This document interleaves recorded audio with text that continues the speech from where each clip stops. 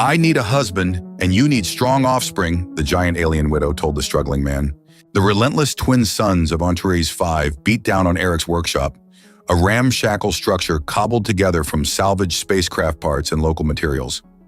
Sweat dripped from his brow as he tightened the final bolt on the water purifier he'd been repairing for the past 3 days. The damn thing had broken down again, and without it, the small human outpost would be in serious trouble. That should do it, he muttered, wiping his oil-stained hands on his already filthy gray jumpsuit. Eric Donovan had been stuck on this war-torn hellhole for nearly 4 years now. What was supposed to be a 6-month contract maintaining mining equipment had turned into an indefinite sentence when the Antarian Civil War broke out. The spaceport was destroyed in the first week of fighting, and with it went any hope of returning to Earth. He stepped outside, squinting against the harsh light. The human settlement, little more than a collection of prefab shelters and repurposed alien structures, sprawled before him in the valley. About 200 humans remained, mostly engineers, miners, and a handful of diplomats who'd been caught in the crossfire of alien politics. Eric slumped onto a crate outside his workshop and took a long pull from his canteen. The lukewarm water tasted of minerals and the chemical purifiers they had to use, but it was wet. He closed his deep blue eyes for a moment, allowing himself a rare moment of rest. Human! The voice was deep, resonant, and unmistakably female. Eric's eyes snapped open. Standing before him was the tallest woman, no, not woman, female alien he had ever seen. She towered at least 7 feet tall, her athletic frame powerfully built with defined muscles, visible beneath smooth, light blue skin. Her face was angular, with high cheekbones and piercing, ice-colored eyes that seemed to look straight through him. Short white hair framed her face, cropped close on the sides but with a longer sweep across the top. She wore form-fitting black armor that accentuated her powerful physique, adorned with what appeared to be battle trophies, small metal emblems and tokens attached at various points. A ceremonial blade hung at her hip, its hilt worn from use. Eric scrambled to his feet, heart pounding. He recognized her species immediately, Antarian, one of the dominant native species of the planet, but not just any Antarian. The markings on her armor identified her as a member of the Northern clans, the more aggressive faction in the Civil War. "Can I help you?" he managed, his hand instinctively reaching for the wrench on his workbench. The Antarian woman's eyes followed his movement, and her mouth curved into what might have been amusement. "I am Taria, widow of Warlord Krendak of the Northern Reaches." Her voice carried the unmistakable tone of someone accustomed to command. "You are the human called Eric, the one who fixes machines." It wasn't a question. Eric nodded cautiously, wondering how she knew his name and what a high-ranking Antarian warrior wanted with him. She took a step closer, and Eric had to resist the urge to back away. Her presence was overwhelming, not just her size, but the sheer force of personality that radiated from her. "I have observed you for some time," she continued. "You are strong for a human, resourceful, intelligent." "Thank you," Eric replied, confusion evident in his voice. Taria's expression remained stern as she leaned down, bringing her face closer to his. Her scent was alien but not unpleasant, something like cinnamon and ozone. "I need a husband," she stated bluntly, "and you need strong offspring." Eric blinked, certain he had misheard. What?" "My position requires that I take a new mate," she explained, as if discussing the weather. "My scouts have observed your human settlement. You struggle for resources, protection, purpose." She straightened to her full height. "I can provide these things." Eric's mind raced. Was this some kind of joke? A threat? Some cultural misunderstanding? "Look, I appreciate the offer," he said carefully, "but humans and Antarians don't exactly... we're not even the same species." Taria's expression didn't change. "Our genetic structures are compatible. This has been confirmed by our scientists. The children would be strong." Eric ran a hand through his short dark hair, trying to process the situation. "This is very sudden. I don't even know you." "You will learn," she replied simply. "I will return tomorrow for your answer." She turned to leave, then paused. "Consider carefully, human. Such opportunities come rarely in times of war." As she strode away, her powerful form silhouetted against the setting suns, Eric sank back onto his crate, stunned into silence. Of all the bizarre things that had happened to him on this alien world, this was by far the strangest. And yet, as he watched her disappear over the ridge, he couldn't deny the small spark of interest that had ignited within him. Sleep eluded Eric that night. He tossed and turned on his narrow cot, Tarya's proposition echoing in his mind. By dawn, he'd made a decision. He needed more information before giving her an answer. The human settlement was already bustling when Eric made his way to the trading post. This ramshackle building served as both marketplace and unofficial intelligence hub. If anyone knew anything about Tarya and her clan, it would be Mika, the post's proprietor. "Well, look what the dust storm dragged in," Mika called as Eric entered. The older man's weathered face broke into a grin. "Heard you had an interesting visitor yesterday." Eric stopped short. News travels fast. 7-foot blue warrior woman visiting a human? That's the kind of gossip that spreads faster than a reactor leak. Mika gestured to a stool. "Sit. Coffee? Please." Eric accepted the chipped mug of bitter liquid. "I need information about her. Tarya, widow of Warlord Krendok," Mika finished, lowering his voice. "Yeah, I know who she is. Everyone does." "She asked me to marry her," Eric said bluntly. Mika's coffee mug froze halfway to his lips. "Holy shit." "My thoughts exactly." The older man set down his mug and leaned forward. "This isn't just about getting you into her bed, son.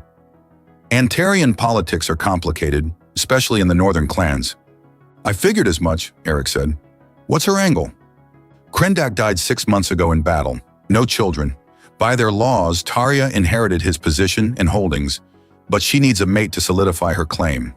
Mika scratched his beard. "Thing is, if she takes another Antarian warrior, it creates a power imbalance. The new husband would have too much influence. So she needs an outsider," Eric concluded. "Someone who can't threaten the clan hierarchy." "Smart boy. A human husband is perfect. You're physically compatible enough for offspring, but politically neutral." Mika paused. "There's more, though. Word is there's a faction in her clan that wants her out, led by Krendak's brother Vrock. Nasty piece of work." Eric digested this information. "So I'd be walking into a political minefield." "With benefits," Mika added with a knowing smile.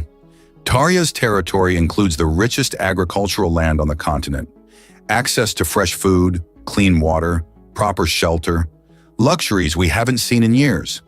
And all I have to do is be her breeding partner?" The words felt strange in Eric's mouth. "Don't sell yourself short," said a feminine voice from the doorway. Both men turned to see Lena, one of the settlement's few remaining scientists. She approached their table with purposeful strides. "Antarians don't just choose mates for political convenience," she explained, sitting down uninvited. "They're intensely physical beings. If Tarya chose you, there's definitely attraction involved." Eric felt heat rise to his face.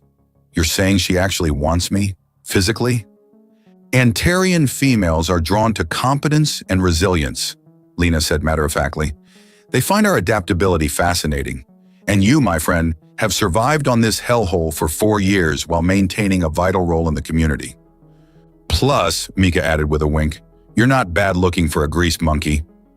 Eric rolled his eyes but couldn't help a small smile. "So what do I do?" "That depends," Lena said.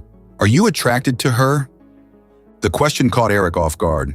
He hadn't allowed himself to consider that aspect yet. But now, thinking about Tarya's powerful presence, her ice-blue eyes, the commanding way she carried herself, he couldn't deny a primal pull toward her. "I might be," he admitted, "but she's so different. Alien." "Different can be good," Lena said with a knowing smile. "Their physiology is remarkably compatible with ours. Some differences, obviously, but nothing that would prevent satisfaction."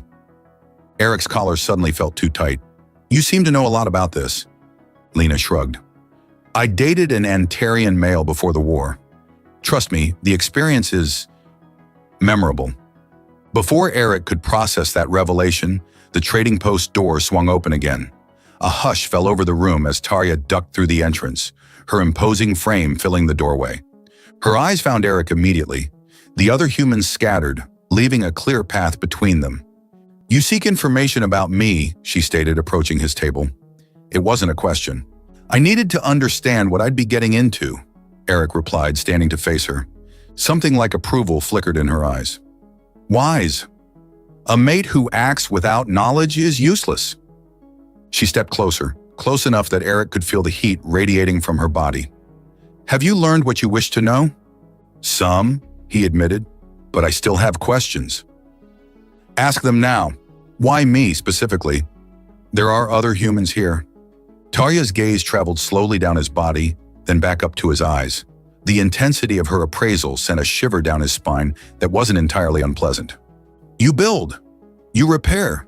You create from nothing. Her voice lowered. These are traits I desire in the father of my children. The directness of her statement, combined with her unwavering stare, made Eric's heart race. There was no artifice in her manner, no coyness, just raw, honest desire. And if I say yes, he asked, his voice rougher than he intended, then you will come to my territory. You will be my consort. We will produce offspring. A hint of something softer entered her expression, and perhaps in time, we will find more between us than duty. Yes, Eric said, the word hanging between them and the suddenly silent trading post. I accept your proposal. A murmur rippled through the onlooking humans. Tarya's expression remained stoic, but Eric caught a flicker of satisfaction in her ice-blue eyes. You have chosen wisely, she stated, her deep voice carrying across the room. Gather your essential belongings. We depart at midday. With that, she turned and strode out, leaving Eric to face the wide-eyed stares of his fellow humans. Well, Mika said, breaking the silence, you've got balls, I'll give you that. 3 hours later, Eric stood at the settlement's edge with a single pack containing his tools, a few personal items, and some spare clothes. The human community's leaders had given their blessing, recognizing the potential benefits of having one of their own in Tarya's clan, though not without warnings about the dangers he faced. Tarya arrived precisely at midday, accompanied by 4 Antarian warriors on massive 6-legged mounts that resembled a cross between horses and rhinoceros.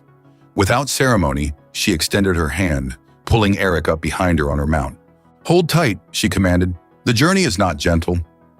Eric wrapped his arms around her waist, immediately aware of the firm muscles beneath her armor. Her body radiated heat like a furnace, a trait of Antarian physiology he hadn't expected. The closeness was both intimidating and strangely exhilarating.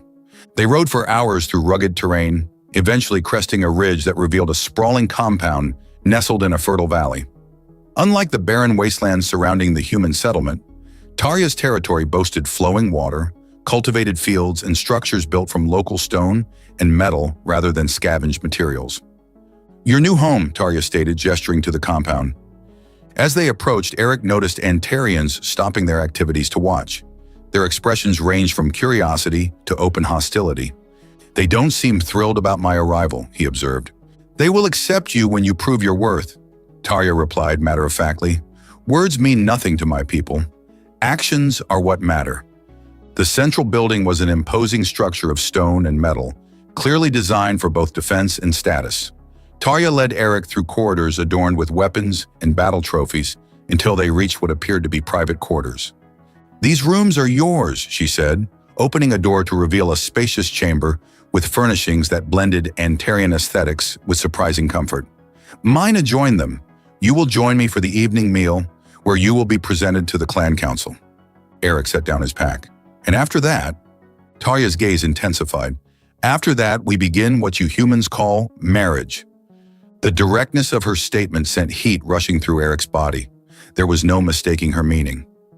I should warn you, he said, finding his voice. Human mating customs are probably different from what you're used to. A rare smile curved Tarya's lips. I have studied your species. Your techniques interest me.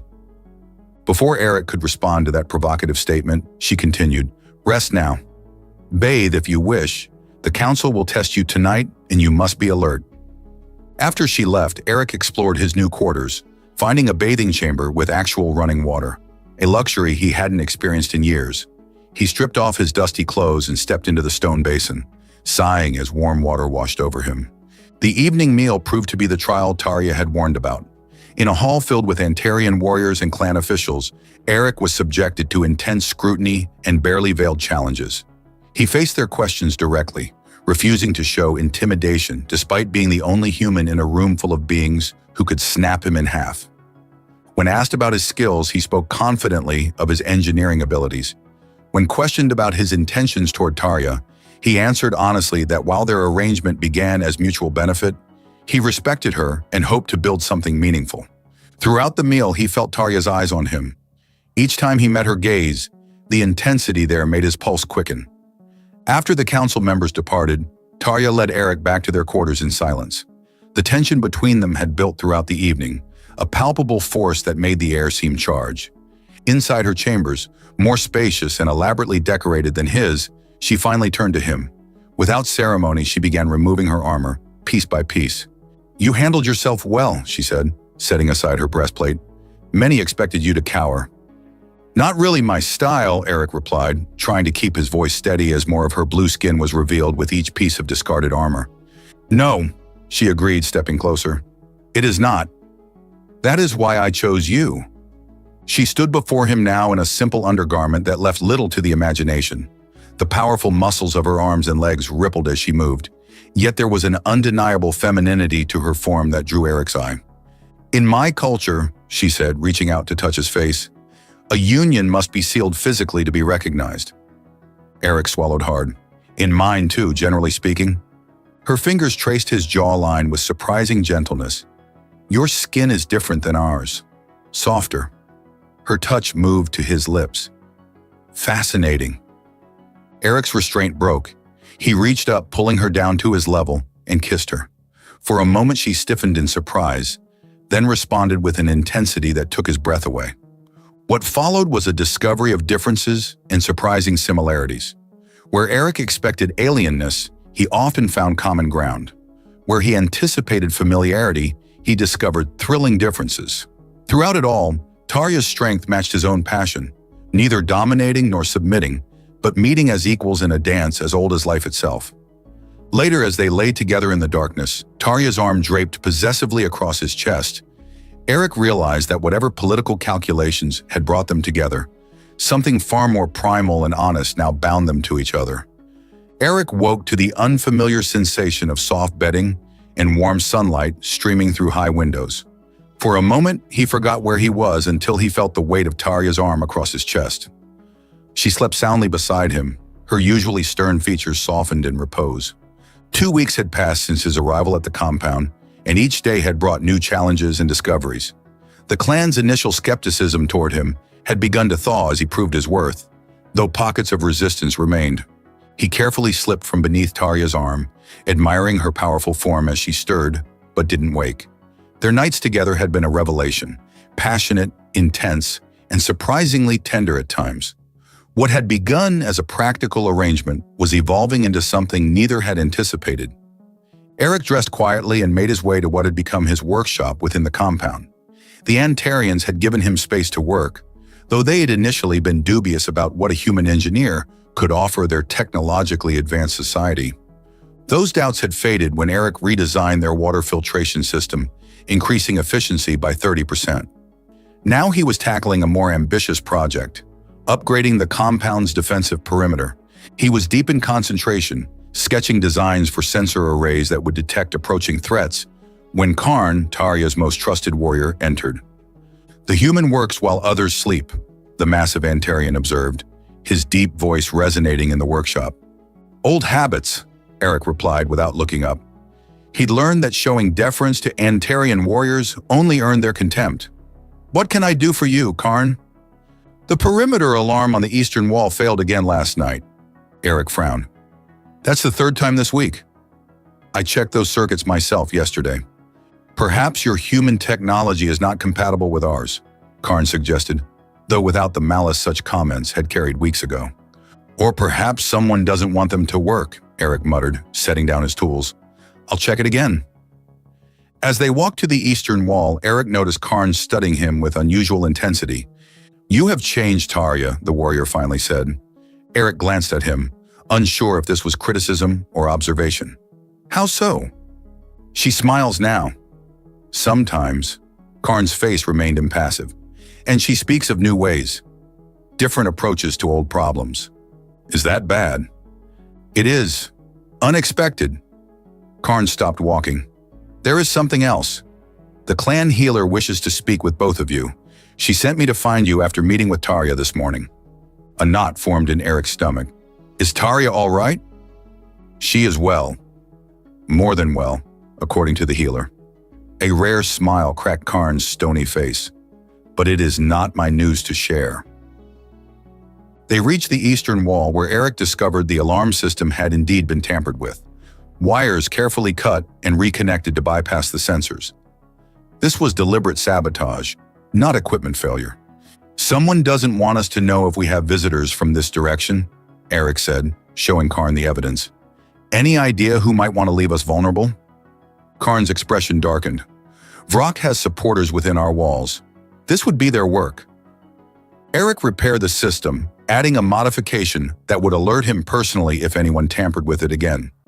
As they returned to the central compound, they encountered a group of younger Antarians engaged in combat training. "Human," called one of them, a warrior named Dren, who had been particularly vocal in his disdain for Eric. "Show us how your kind fights, or do you only battle with wires and tools?" The challenge hung in the air. Eric knew declining would be seen as weakness, but accepting meant facing an opponent with superior strength and reach. "I'll pass today," Eric replied evenly. "I have more important matters to attend to." "Like warming our leader's bed?" Dren sneered. "That seems to be your only true skill."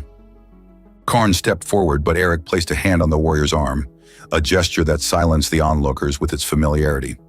"You know," Eric said conversationally, "on Earth we have a saying, work smarter, not harder." He approached a nearby weapons rack and selected a training staff. "For instance, why exhaust yourself trying to overpower an opponent when you can use their own strength against them?" He tossed the staff to Dren, who caught it reflexively. "Attack me." The young Antarian hesitated, then lunged forward with a powerful thrust. Eric sidestepped, caught the staff with one hand, and used Dren's momentum to pull him off balance. A quick sweep of Eric's leg, and the warrior crashed to the ground. "That's how humans fight," Eric said, offering Dren a hand up. "We adapt." To his surprise, Dren accepted his help and rose, looking at Eric with newfound respect. "You must teach me this technique." "Tomorrow," Eric promised. "For now, I need to find Tarja." He found her in their quarters, standing at the window overlooking the compound. She turned as he entered, and Eric was struck by a subtle change in her demeanor. A softness around her eyes, a new awareness in the way her hand rested protectively over her abdomen. "The healer spoke to you," he said, understanding immediately. Tarja nodded. "Our union has borne fruit sooner than expected. The healer says I carry a child. Our child." Eric crossed the room in 3 strides and took her hands in his. "How is this possible so quickly?" I thought. "Human and Antarian biology is more compatible than our scientists believed," she explained. "The healer says the child is strong, developing rapidly." A rare, genuine smile transformed her face. "You have fulfilled your part of our arrangement with impressive efficiency." Eric laughed, then sobered. "This changes things. Vrock will see our child as a direct threat to his claim." "Yes," Tarja agreed, "which is why we must strengthen our position before the news spreads." She squeezed his hands. "The clan council meets tomorrow. I want you there, not as my consort, but as my equal." "Your equal?" Eric raised an eyebrow. "That's not how Antarian tradition works, is it?" "Perhaps it is time for new traditions," Tarja said. "Your human ways have shown me alternatives to our rigid customs. Together, we can lead the clan into a future stronger than our past." As she spoke, Eric realized how much had changed between them in such a short time. What had begun as a transaction, "I need a husband, and you need strong offspring," had evolved into a partnership neither had anticipated. And now, with a child on the way and enemies moving against them, that partnership would face its greatest test. The clan council chamber was an imposing circular room carved from the native stone of Antares 5, its high ceiling supported by massive columns inscribed with the history of Tarja's people. 12 seats arranged in a semicircle faced the warlord's throne, where Tarja now sat, her posture regal despite the tension that filled the air. Eric stood at her right hand, dressed in a modified version of Antarian formal attire that accommodated his smaller frame while still marking him as a person of importance. The council members' expressions ranged from curiosity to barely concealed hostility as they took their places. "This council is called to order," announced Merrick, the eldest member and traditional keeper of clan law. "Tarja, widow of Krendok and leader of the Northern Reach, has summoned us to address matters of succession and security." Tarja rose, her commanding presence drawing all eyes. "Counselors, I bring news that will shape our clan's future. I carry a child, the heir to Krendak's legacy and mine." Murmurs erupted around the chamber. Eric watched the council members carefully, noting who seemed pleased by the announcement and who did not. Yarn, Tarja's chief advisor, sat forward with particular interest, his eyes darting between Tarja and Eric. "A child so soon?" Merrick asked, his tone neutral but his gaze skeptical. "With the human?" "Yes," Tarja confirmed without hesitation. "Our biologies have proven more compatible than expected. The clan healer has confirmed the child is strong and healthy." "This is unprecedented," said Lyra, one of the few female council members. "A half-human heir to the Northern Reach? What powers will such a child possess? What weaknesses?" "Strength comes in many forms," Eric interjected, earning surprised looks from several counselors unaccustomed to hearing a consort speak during formal proceedings. "On Earth, we call it hybrid vigor. The offspring of different genetic lines often exhibit the best traits of both." Yarn's lips curled in a barely perceptible smile. "The human speaks of breeding as if discussing livestock. How practical." "I speak of our child," Eric corrected firmly, "who will have the advantage of two worlds' knowledge and strengths." Before Yarn could respond, alarms blared throughout the compound. The council members rose in confusion as Karn burst into the chamber. "We are under attack," he shouted. "The Eastern Clan has breached the outer perimeter." Chaos erupted as counselors reached for weapons, and guards rushed to defensive positions. Tarja immediately took command, issuing orders with the practiced efficiency of a born leader. "Eric," she called, "activate your new defense systems. Karn, organize the warriors at the main gate. Yarn, get the non-combatants to the shelter." As the council chamber emptied, Eric caught a glimpse of Yarn slipping away in a direction opposite the shelters. Something about the advisor's calm demeanor amid the panic triggered Eric's suspicions. "Tarja," he said quickly, "I don't trust Yarn. The timing of this attack is too convenient." She nodded, having learned to trust his intuition. "Go to the control room. I will handle the defense at the gate." "Be careful," Eric urged, placing a hand on her abdomen. "Both of you." Her eyes softened momentarily as she covered his hand with hers. A warrior is always careful. "Go." Eric raced to the control room, a chamber he had modified extensively over the past weeks to house the central hub of his new defense network. As he entered, he spotted a figure hunched over the main console. Yarn, methodically disabling the security protocols. "I thought you might show up," the advisor said without turning around.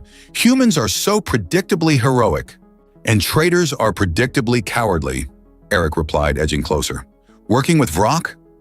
Or is it the Eastern Clan directly?" Yarn straightened, revealing a weapon in his hand. "Both, actually. Vrock promised me a position of power once he takes control, and the Easterners are eager to eliminate Tarja while she's vulnerable."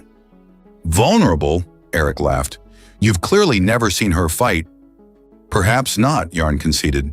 "But even she cannot fight while protecting a child in her womb. Your child has made her weak. Human." "That's where you're wrong," Eric said, inching toward a tool he'd left on a nearby workbench. "It's made her stronger, given her something more to fight for." Yarn raised his weapon. "Enough talk. Step away from the console." In one fluid motion, Eric grabbed the tool, a heavy wrench, and hurled it at Yarn's head. The advisor ducked, but the distraction gave Eric enough time to lunge forward, tackling him to the ground. The weapon skittered across the floor as they grappled. Despite his smaller size, Eric's combat training with Karn over the past weeks had taught him to use an Antarian's greater weight against them. He twisted, using Yarn's momentum to flip him over, then delivered a sharp blow to the nerve cluster at the base of the alien's neck. A vulnerability Karn had specifically pointed out. Yarn went limp, temporarily paralyzed. Eric quickly bound him with cable ties, then turned to the console. The damage was extensive but not irreparable. His fingers flew over the controls, bypassing damaged systems and rerouting power to the defensive grid. Outside, the sounds of battle intensified. Eric activated the compound's communication system. "Tarya, can you hear me?" "I hear you," came her strained reply, the background filled with a clash of weapons and shouts of combat. "Yarn sabotaged the defenses. He's working with Vrock and the Eastern Clan. I've got him secured and I'm bringing the systems back online now." "Hurry," she urged. "We are outnumbered." Eric's modifications to the compound's defenses included automated turrets and a shield generator salvaged from a crashed spacecraft. As he brought each system online, the tide of battle began to turn. The Eastern Clan warriors, expecting easy entry through the sabotaged defenses, instead found themselves facing unexpected resistance. When the last system came online, Eric raced to join the battle, grabbing a weapon from the security locker. He arrived at the main gate to find Tarya in the thick of combat, her movements a blur of lethal precision despite the child she carried. She fought with the ferocity of a mother, protecting not just her clan, but the future growing within her. Eric joined Karn's squad, using his smaller size and quickness to dart between larger combatants, disabling rather than killing when possible. His Earth combat training, so different from the Antarians' direct approach, confused the enemy warriors who had never fought a human before. As the battle raged, a massive figure pushed through the Eastern Clan forces, Vrock, Krendok's brother, his armor adorned with trophies from countless kills. He headed straight for Tarya, hatred burning in his eyes. "The widow and her human pet," he snarled. "Today I reclaim what should have been mine." Eric locked eyes with Tarya across the battlefield. In that moment of silent communication, a plan formed between them, a perfect synthesis of human strategy and Antarian strength. "Tarya, widow of Krendok," Vrock's voice boomed across the battlefield. "I challenge you for leadership of the Northern Reach, as is my right by blood." The fighting around them slowed as warriors from both sides recognized the formal challenge. According to ancient Antarian tradition, clan leadership could be contested through single combat, a practice rarely invoked but deeply respected. Tarya straightened, her weapon held ready. "I accept your challenge, Vrock." Eric pushed through the crowd toward her. "Tarya, you can't—" "I must," she cut him off, her voice low. "To refuse would show weakness." Vrock's laugh was cruel. "The widow carries a half-breed whelp. She is in no condition to fight for leadership." His gaze shifted to Eric. "Unless her human pet wishes to die in her place." A murmur rippled through the gathered warriors. Eric felt dozens of eyes turn toward him, measuring, judging. Merrick stepped forward from the council members who had joined the battle. "There is precedent," the elder stated. "The ancient laws allow a mate to stand as champion when the challenged is with child." "A human?" Vrock spat. "This mockery of our traditions only proves my point. The widow has weakened our clan with foreign influence." Eric met Tarya's eyes. In the weeks they'd been together, he'd learned to read her expressions, the subtle shifts that others missed. Now he saw concern, pride, and something deeper that made his heart race. "I'll stand for you," he said quietly. "Eric, he will kill you," she replied, her voice barely audible. "Vrock has never lost a challenge." "Neither have I." Eric smiled. "Different kinds of battles, but the principle's the same. Trust me." After a moment of hesitation, Tarya nodded and turned to Merrick. "I invoke the right of champion. My mate will fight in my stead." Vrock's expression shifted from contempt to predatory anticipation. "The human accepts? Excellent. When I crush his skull, I will take both your territory and your life, widow." "State the terms," Merrick commanded, his voice carrying the weight of tradition. "To first blood would be too easy," Vrock sneered. "The human would fall in seconds, to submission or incapacitation." "Agreed," Eric said before Tarya could object. Merrick raised his hands. "The challenge is set. Prepare the combat circle." Warriors from both clans quickly formed a large ring, weapons pointed outward to prevent interference. Eric removed his outer garments, stripping down to a light undershirt and pants that would allow maximum mobility. Across the circle, Vrock did the same, revealing a torso covered in battle scars and ritual markings. Karn approached, offering Eric a ceremonial blade. "You will need this." "No," Eric replied, surprising the warrior. "I'll fight my way." "He is twice your size and strength," Karn warned. "Exactly," Eric grinned. "That's his weakness, not mine." As Eric stepped into the circle, Tarya caught his arm. The public display of affection shocked the onlookers. Antarian warriors traditionally showed no emotion before battle. "Remember what I taught you about our anatomy," she said, "and remember what you taught me about human ingenuity." Her hand briefly touched her abdomen. "We are both fighting with you." The intensity in her ice blue eyes sent a surge of determination through Eric. This was no longer about survival or political maneuvering. This was about protecting his new family and the future they could build together. Merrick called them to the center of the circle. "The challenge will commence on my signal. May the strongest lead." Vrock towered over Eric, nearly 8 feet of muscle and aggression. "Any last words, human?" "Just one piece of advice," Eric replied calmly. "Don't underestimate what you don't understand." Merrick dropped his hand, and Vrock lunged immediately, a roar tearing from his throat as he attempted to end the fight with a single crushing blow. Eric sidestepped with the fluid grace he'd developed during weeks of training with Karn, allowing the massive Antarian's momentum to carry him past. The crowd murmured in surprise. They had expected the human to be immediately overwhelmed. Vrock recovered quickly, turning with unexpected speed for his size. "Lucky dodge," he snarled, circling more cautiously now. "Not luck," Eric replied, maintaining his distance. "Physics." This time when Vrock attacked, Eric didn't dodge completely. Instead, he redirected the force of the blow, using techniques he learned from Earth martial arts combined with Karn's lessons on Antarian fighting styles. The result sent Vrock stumbling, off balance but unhurt. For several minutes, they continued this dance, Vrock attacking with increasing frustration while Eric evaded and redirected, never striking directly but gradually wearing down his larger opponent. The watching warriors began to understand the human strategy. He couldn't match Vrock's strength, so he was using it against him.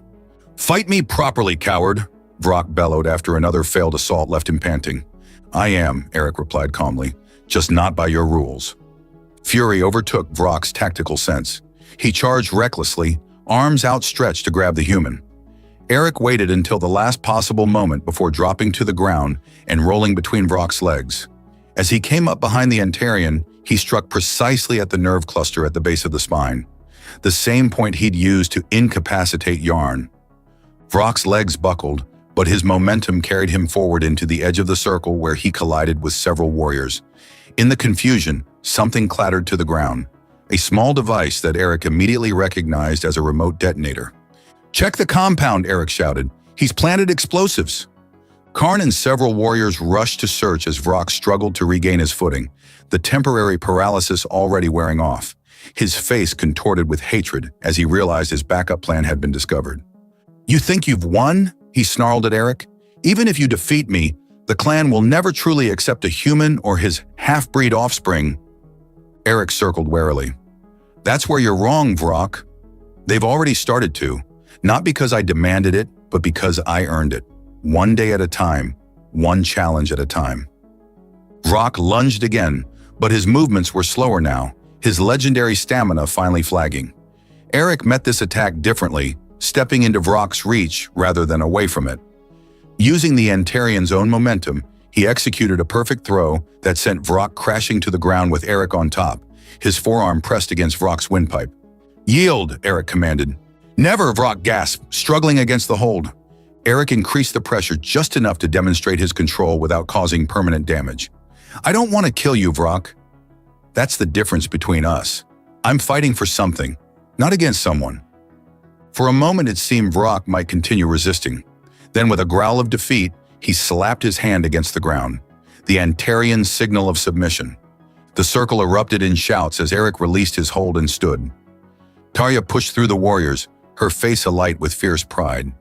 Without hesitation, she pulled Eric into an embrace that lifted him off his feet, then kissed him deeply before the entire clan. Another break with tradition that left the onlookers stunned. "My champion," she said as she set him down, her voice carrying across the suddenly silent gathering. "My mate." Merrick stepped forward. "The challenge is decided. Eric of Earth has stood as champion for Tarja, leader of the Northern Reach, and prevailed. By our most ancient laws, her position is secured, and her chosen mate recognized." As the clan warriors knelt in formal acknowledgement, Karn returned with several others. "We found explosive devices throughout the compound," he reported. "All have been disabled." Tarya's expression hardened as she turned to Vrock, who was being held by two warriors. Assassination and sabotage. You dishonor our clan and our ancestors. What will you do with him? Eric asked quietly. Tarya considered for a moment. Traditional punishment would be execution. She looked at Eric. But perhaps there is wisdom in your human ways. What would your people do? Exile, Eric suggested. Let him live with his failure, far from the clan and its resources. Tarya nodded slowly. So be it. Vrock is banished from the Northern Reach, stripped of rank and name. If he returns, his life is forfeit.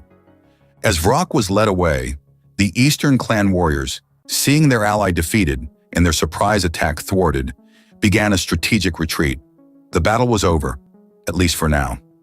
That night, as Eric and Tarya lay together in their chambers, her hand traced the bruises forming on his body from the combat. You fought well today, she murmured. Not as an Antarian would fight, but as only a human could. I had something worth fighting for, Eric replied, his hand coming to rest on the slight swell of her abdomen, where their child grew. Something I never expected to find on this planet. Tarya's usually stern features softened in the dim light. When I first came to your settlement and said I needed a husband and you needed strong offspring, I spoke only of practical matters. Her voice lowered to a whisper. I did not expect this. This? Eric prompted, though he knew what she meant. This feeling, she admitted. This connection. Eric smiled, pulling her closer. On Earth, we have a word for it. Tell me, she demanded softly. Love, he said simply. We call it love. 6 months after Vrock's defeat, the Northern Reach compound bustled with unusual activity. Warriors and clan members hurried through the corridors, carrying ceremonial items and speaking in excited tones. In the central courtyard, a delegation from the human settlement was arriving, led by Mika and Lena, bearing gifts and supplies. Inside the clan leader's quarters, Eric paced nervously outside the birthing chamber. Antarian tradition forbade males from the birthing process until the child's first cry had been heard.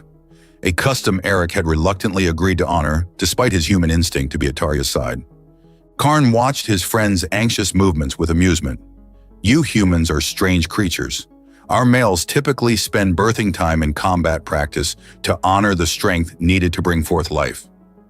Different ways of showing concern, Eric replied, pausing his pacing. On Earth, fathers often stay with the mother during childbirth. Truly?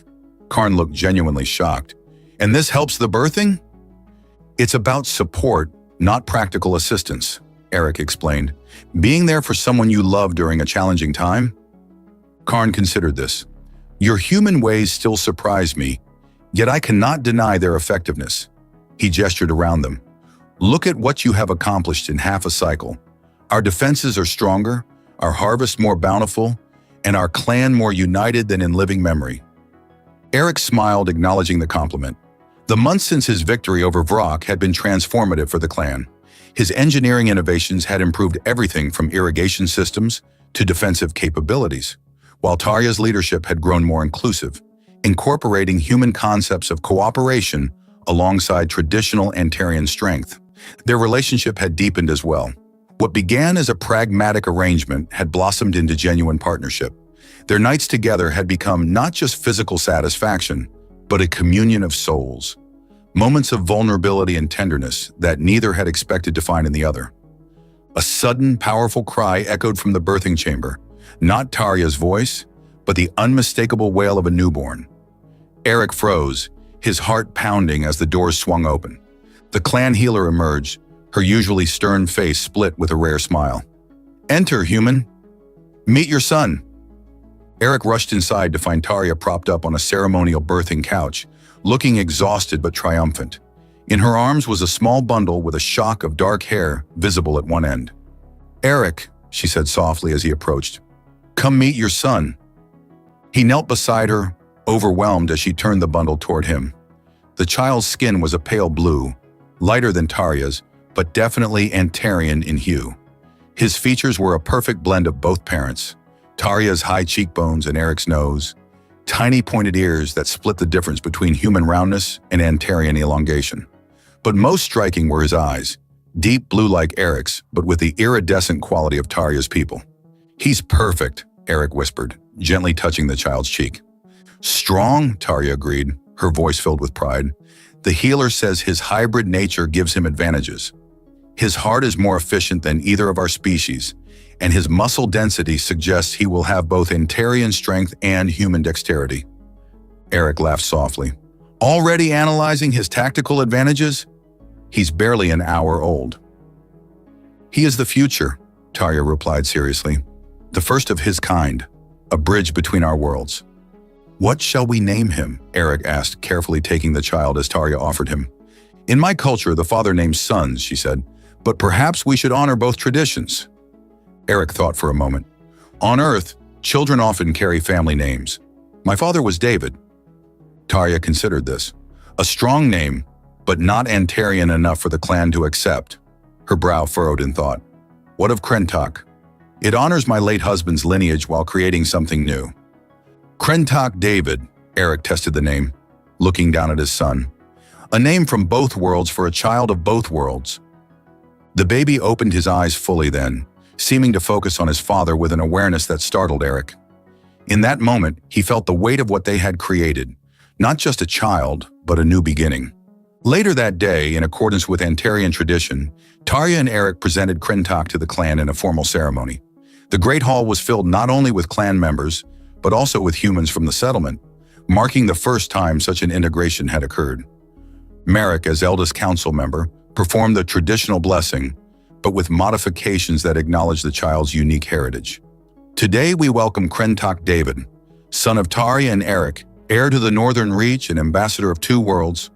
As Merrick held the child up for all to see, a cheer rose from both Antarians and humans alike. Eric stood beside Tarja, his hand clasped in hers, marveling at how far they had come from that first meeting outside his workshop. I told you that you needed strong offspring, Tarja murmured to him, a rare teasing note in her voice. And I needed a husband, Eric completed, smiling up at her. Seems we were both right. The celebration continued long into the night, with unprecedented mingling between humans and Antarians. Eric watched as Mika taught a group of warriors a traditional earth dance, while Lena engaged in animated discussion with the clan healer about the medical implications of successful human-Antarian reproduction.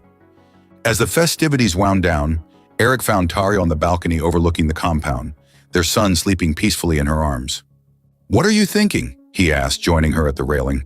About the future, she replied. Our son will not be the last of his kind. Already 3 other human-Antarian pairings have formed since our union became known. Eric nodded. The beginning of something new. Yes, Tarja agreed, but it would not have happened without you, without your human adaptability and courage. She turned to face him fully. When I came to your settlement that day, I sought only a practical solution to a political problem. I found instead a new path forward for our entire world.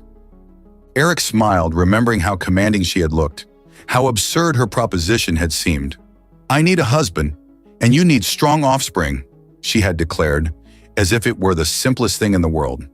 We've come a long way from that day, he said, wrapping an arm around her waist. Yes, she agreed, leaning into him despite her greater height. But the journey has only begun. As they stood together under the alien stars, their son nestled between them, Eric knew she was right. What had started as a transaction had become a transformation, not just for them, but for 2 species who might never have discovered how perfectly they could complement each other. And it had all begun with a proposition as direct and uncompromising as the remarkable woman who had made it.